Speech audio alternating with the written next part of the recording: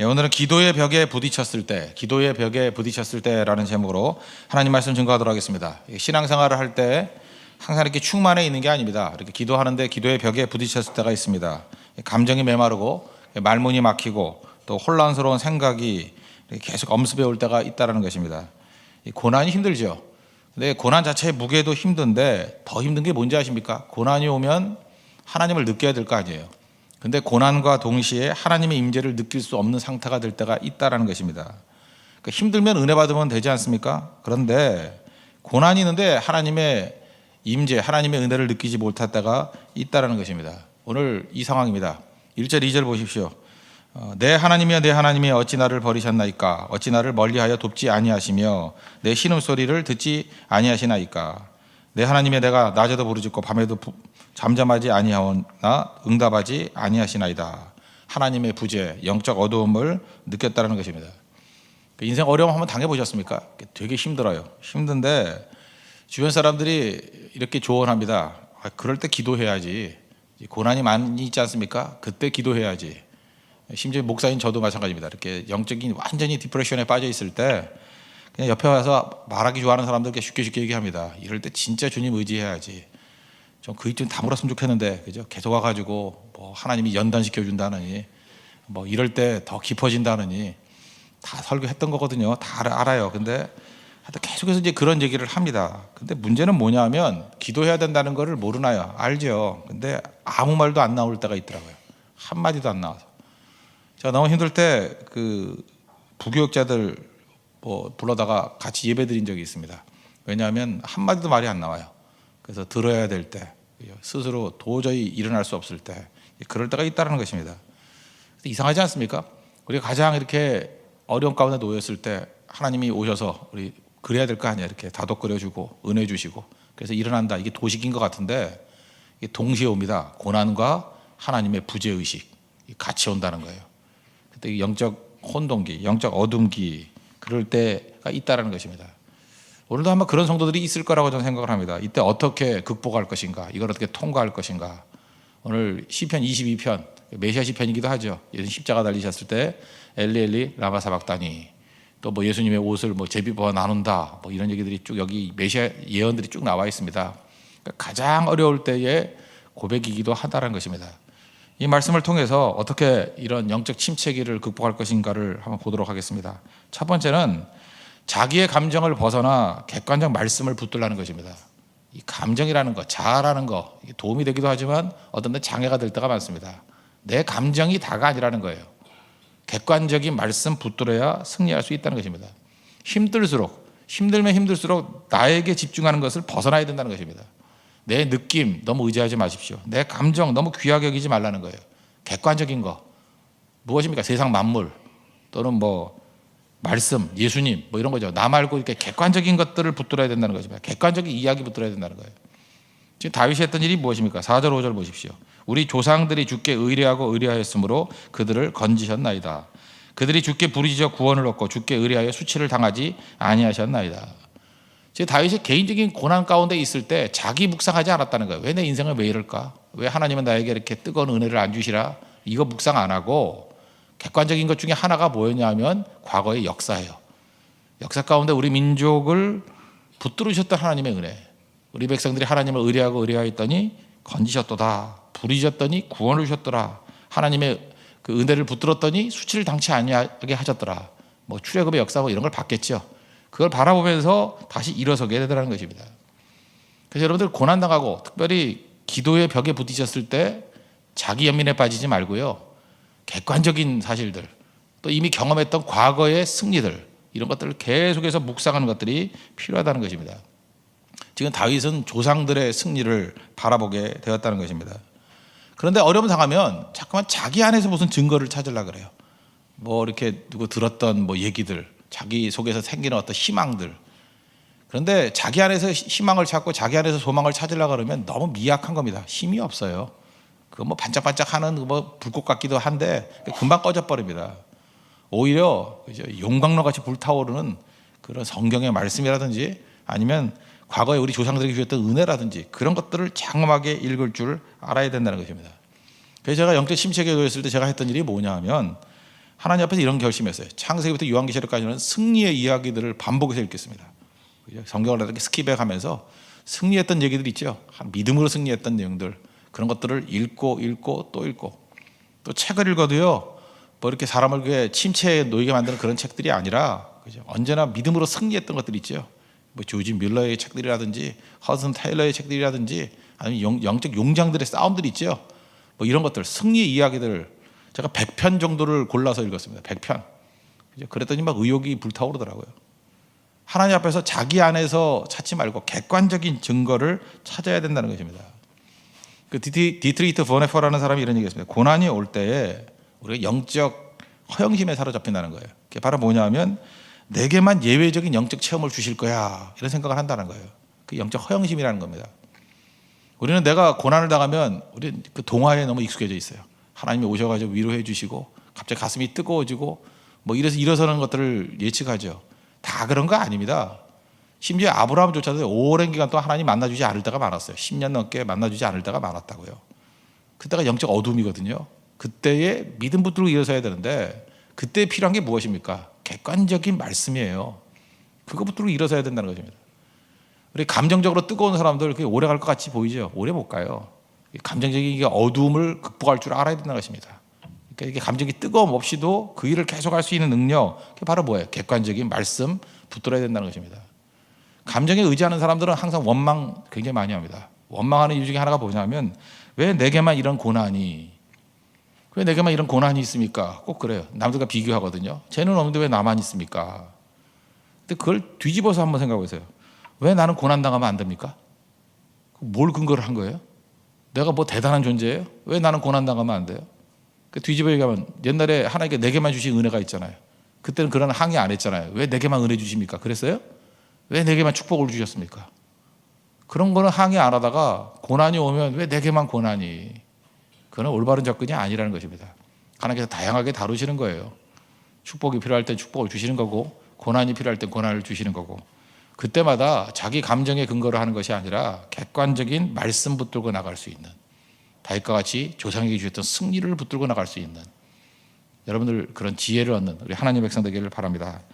두 번째는 메마른 시기가 성숙의 시간이라는 것을 깨우치는 것입니다. 오늘 6절부터 8절까지 보시면 나는 벌레요 사람이 아니라 사람의 비방거리요 사람의 백성의 조롱거리니이다. 나를 보는 자는 다 나를 비웃으며 입술을 비축거리고 머리를 흔들며 말하되 그가 여호와께 의탁하니 구원하실 걸, 그를 기뻐하시니 건지실 걸 하나이다. 메마름이 있을 때 또 다른 말로 하면 사람들이 자꾸 조롱한다는 것입니다. 조롱하고 비웃고. 마귀의 특징 중에 하나가 뭐냐 하면 성도들 이렇게 기죽이는 거거든요. 근데 대표적인 게 뭐냐, 조롱하는 거예요. 네가 진짜 하나님의 아들이면 십자가에서 내려와. 뭐 남은 구원하였을 때 자기는 구원하지 못했다. 이렇게 가슴 아픈 얘기들만 골라서 하는 거죠. 그 시편 42편 같은 데 보면 뭐라 그래요? 많은 사람들이 하는 말이 내 하나님이 어디 있느냐? 뭐 하나님이 있다며 믿는다며? 왜 네 꼴은 그 꼴이야? 뭐 항상 그러죠. 우리 가장 가슴 아픈 일이 그거잖아요. 새벽기도 맨날 간다더니 너는 왜 이렇게 가난하게 사니? 뭐 성교 맨날 간다더니 왜 결혼도 못하니? 가슴 아픈 얘기죠. 뭐 또 쫓겨났다며? 뭐 이런 식으로. 그런 거가 마귀가 쓰는 방법이라는 것입니다. 조롱거리, 비방거리 되게 만들었다는 거예요. 극심한 고통이 있다는 거죠. 근데 그때가 어느 때냐? 우리 믿음이 성숙하게 되는 때라는 것입니다.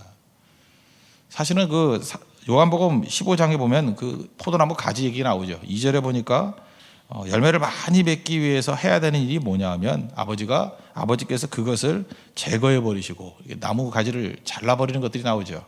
그 나무 가지 자른다, 이게 이제 전지 작업이라 그러는데 가지치기.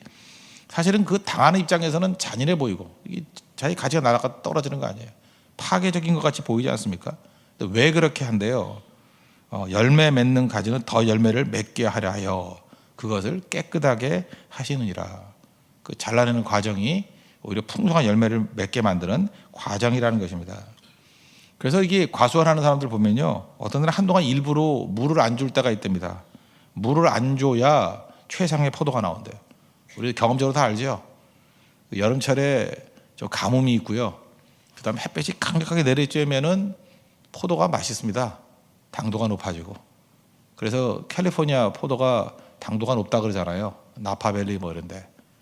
우리는 포도주를 안 먹으니까 잘 모르지만, 그죠? 그런 포도가 좋다 그러잖아요. 이유가 뭡니까? 그 열악한 환경이기 때문에 그렇다는 것입니다. 우리의 인생에 이제 가치 있는 당도를 높이기 위해서 어쨌든 물을 안 주시는 하나님의 뜻이 있다라는 거예요. 그 영적 메마름의 그 시기가 성장의 시기입니다. 여러분, 하나님이 맨날 와가지고 이렇게 은혜만 주실 때만 성장하는 게 아니라 이 메마름을 통해서 성장이 있다라는 거예요. 또 한 가지 중요한 게 무엇입니까? 뿌리를 내리는 거, 깊은 뿌리를 내리는 거. 메마르면 메마를수록 뿌리가 깊어집니다. 뿌리는 뭐로 자라게 할 거예요? 메마름이 자라게 하는 겁니다. 메마름이 있어야 뿌리가 어디 습기 없나 하고 땅 속으로 깊이 내리잖아요. 우리도 이렇게 겉으로 볼 때 외면적으로 보이는 인격이 있고 보이지 않는 뿌리 같은 인격이 있습니다. 뿌리 같은 믿음이 있어요.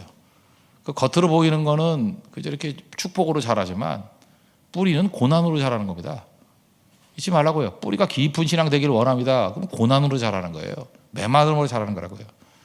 하나님께서 우리가 뿌리 얕은 성도가 되기를 원하시겠습니까? 아니죠. 깊은 뿌리의 성도가 되게 만들기 위해서는 어떤 때는 듣지 말아야 될 얘기도 막 듣고 주변에 그 제정신이 아닌 사람들을 막 보내고 그때가 뿌리 자라는 거예요. 뿌리. 왜 나는 이렇게 험악한 인생을 삽니까? 아닙니다. 여러분, 뿌리를 깊게 내리는 과정이다. 이걸 잊지 마십시오. 그래서 일하면 일할수록 어려움을 느낄 때마다 그때 하나님께서 내 뿌리를 깊게 만드시는구나. 사역자들 가운데 이런 생각을 하게 됩니다. 어떤 분 보면 참 옆에서 보기가 안타까울 정도로 고난이 이렇게 겹쳐서 올 때가 있습니다. 물론 기도하죠. 그리고 하나님, 인간이 할 수 없는 그 영적인 깊이를 만드는 하나님의 특별한 연단의 과정이라는 거 믿습니다. 그래서 그 과정을 거칠 때 이제 한마디 하죠. 이제 느낌이 그래요. 당신은 하나님께서 크게 쓰실 사람 같다고. 분명히 제가 여러 번 봤거든요. 왜냐하면 이 고난과 연단을 통해서 그 사람이 인격이 깊어지는 거예요. 그 고난 겪지 않은 사람은요, 나중에 중요한 순간에 그냥 한 방에 훅 가버립니다. 그리고 뭔가 천박해져. 나중에 문제가 생긴다고요. 근데 하나님께서 영적으로 깊이 다듬기 위해서 말할 수 없는 환난과 고난 가운데 이끌어 간다는 것입니다. 그때에 믿음 잃지 않고 꿈 잃지 않고 서 있으면 반드시 승리하게 된다는 것입니다. 우리는 즉답을 원하죠. 뭐 물어보면 그냥 단답형을 나오길 원하는 거. 예수님은 네이버가 아닙니다. 물으면 그 두 줄짜리 대답 주는 그런 분이 아니라는 거예요. 어떤 신학자가 조사를 했어요. 예수님께 나와서 질문했던 것들을 조사하니까 183회라는 거예요. 뭐 여러 가지 질문이 있죠. 예수님께 나와서 질문했던 거. 그때 예수님이 대답을 해준 건 고작 3번밖에 없습니다. 참, 예수님은 대답 안 하기로 유명하신 분이에요. 예수님께 와서 자꾸만 묻지 마십시오. 우리도 183번 물어봐야 한 3번쯤 대답해줘요. 그 대답 안 해주고 주로 했던 일이 뭐냐면 오히려 예수님은 다른 질문을 하시거나 질문하면 비유를 들어주시거나 아니면은 그 엉뚱한 몸짓을 하시거나 뭐 이럴 때가 많았어요. 뭐 질문하면 뭐 땅바닥에 글 쓰고 뭐 이런 거 하셨어요 주로. 뭐 예를 들어 가이사에게 세금을 바쳐야 됩니까 말아야 됩니까 그럴 때 바쳐라 말아라 그래야 될 거 아니에요. 그랬더니 이 화상이 누구 화상이야? 뭐 이런 거예요 예수님은. 아시겠어요? 화상이 이 동전의 그림이 누구냐고. 그 가이사입니다 그랬더니 걔 갖다 줘 그러잖아요. 걔 얼굴 있는 애 갖다 줘. 하나님의 것은 하나님께 드리고 가이사의 것은 가이사에게 드려라. 누가 이웃입니까? 그럴 때 대답 안 하고 선한 사마리아의 비유 쭉 설명하고 난 다음에 네가 볼 때 누가 이웃이니? 이렇게 얘기하잖아요. 누가 나의 이웃입니까? 라고 물었잖아요. 누가 나의 이웃입니까? 근데 예수님의 마지막 결론은 뭐예요? 그 고난당한 사람을 향해서 누가 이 고난당한 사람의 이웃이냐라고 묻잖아요. 그 질문에 대해서 벌써 메시지가 다 들어있는 거죠. 이웃이 누구냐를 묻지 말고 네가 누구의 이웃이 될 것인가를 물으라. 뭐 그걸부터 시작해서 굉장히 많은 메시지가 숨겨져 있지 않습니까? 예수님이 그러신 분이에요. 즉답은 굉장히 천박한 답밖에 나올 수가 없습니다.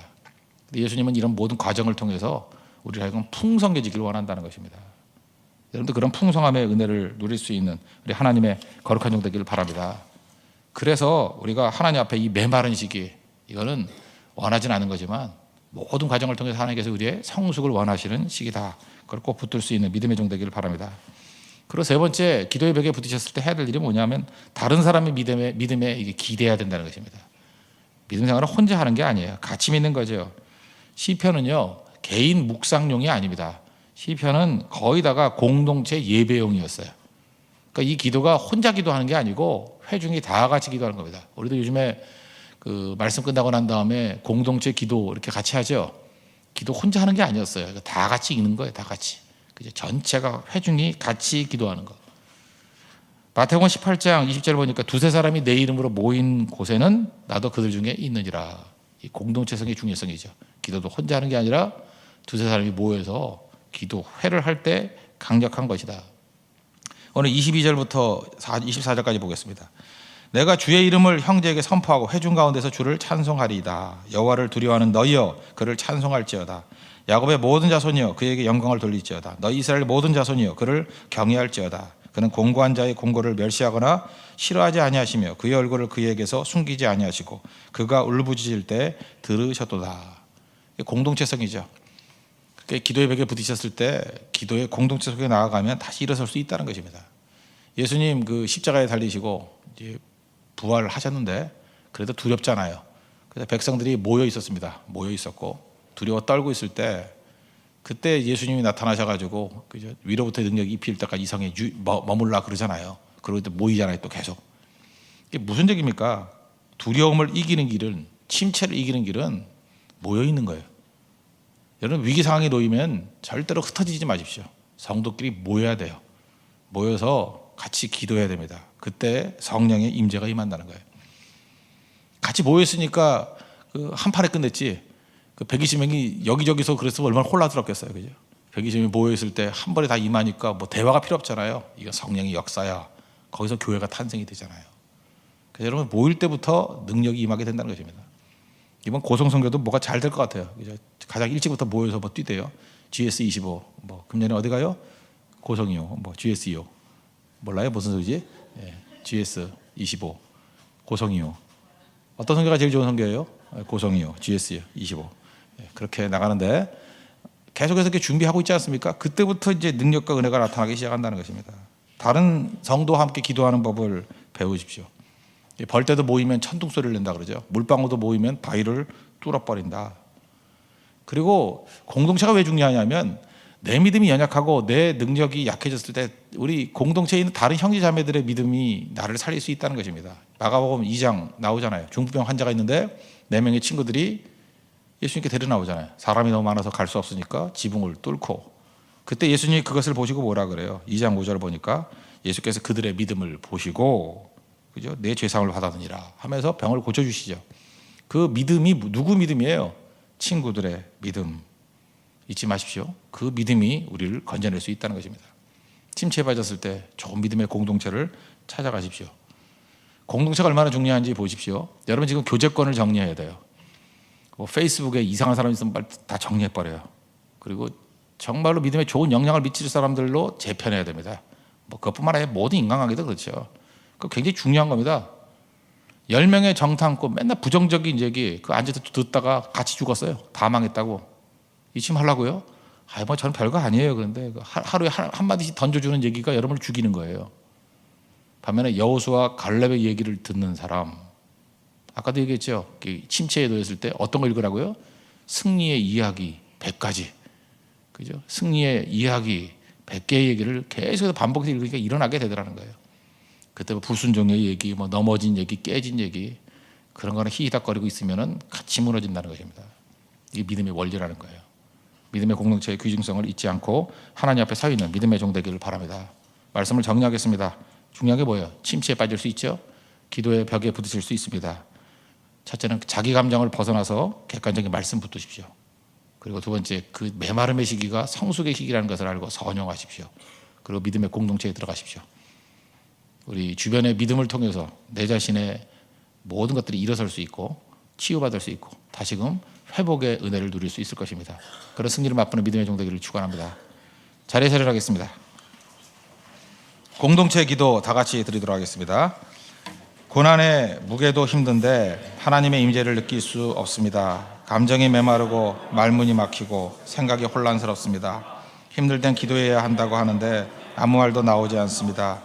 하나님의 부재 영적 어두움을 느낍니다. 나의 감정을 벗어나 객관적 말씀을 붙들게 하소서. 나에게 집중하면 더 힘들어집니다. 내게만 주실 특별한 감정과 체험이 있다는 영적 허영식을 버리게 하소서. 영적 침체를 이긴 승리의 이야기를 반복해서 듣게 해주세요. 메마름은 성숙의 시간입니다. 배반업을 좋아할 사람은 없지만 메마름이 깊은 뿌리를 만들고 더 좋은 열매 맺음을 기억하게 하소서. 우리는 즉답을 원하지만 주님은 정답이 되는 인생을 원하십니다. 말이 아닌 거론에서 주님의 뜻을 이루게 하소서. 믿음의 동역자의 가치를 알게 해주세요.